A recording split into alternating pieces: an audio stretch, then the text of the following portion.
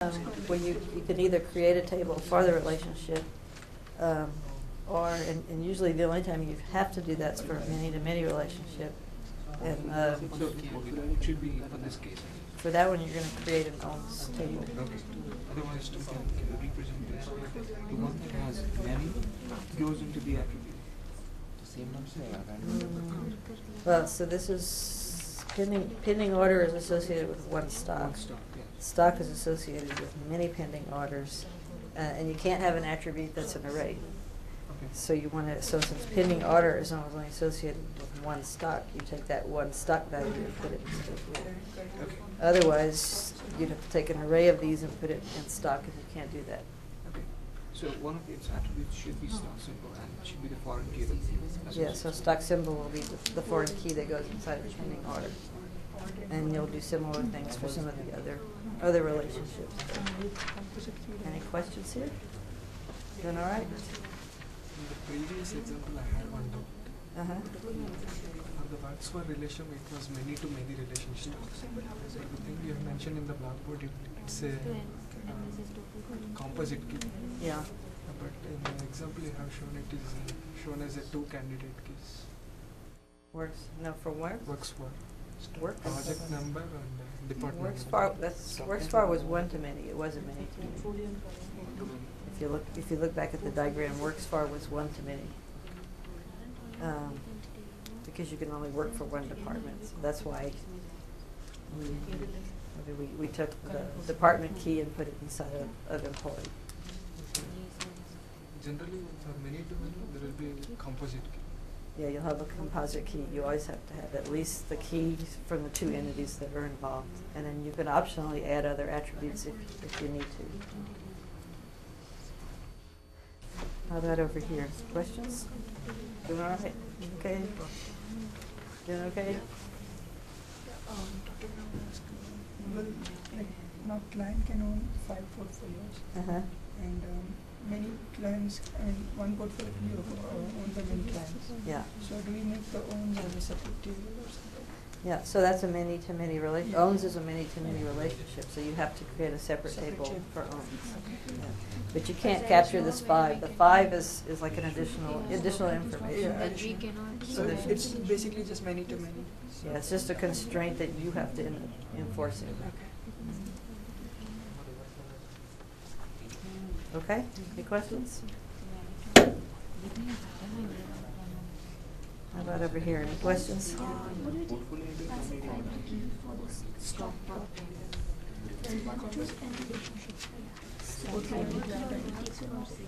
Well, first of all, you have to figure out, because this is a weak entity, so what's the key for current holding?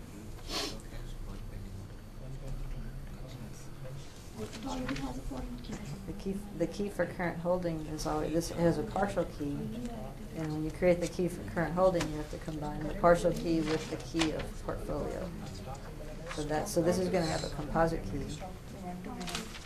and then you also, so then this entity, current holding, participates in a relationship with stock. So you have to figure out. So there will be a separate table for stocks.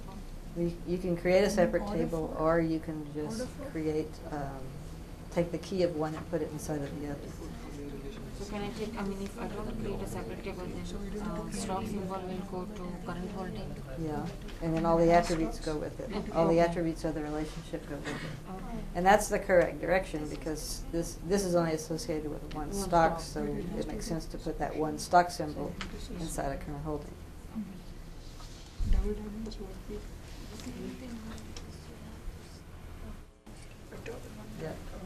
Now stock what is a relation? It is like one to many between stock and current hold. Uh-huh. So, but it does not show total participation. So do we create a separate? It does not show total participation in stock or current hold. It probably should show. It should show. Probably should show Yeah, total that's what I thought. participation. So in that case, you would, you probably don't want to create a separate relationship. Just take the stock So symbol. the stock symbol will be And go- composite key current holding. and go inside of sequence number. current holding. Yeah. Because that's actually an error in the diagram that I need to fix. That should be a total relationship pointing out of current holding towards stock. questions down here? Doing all right?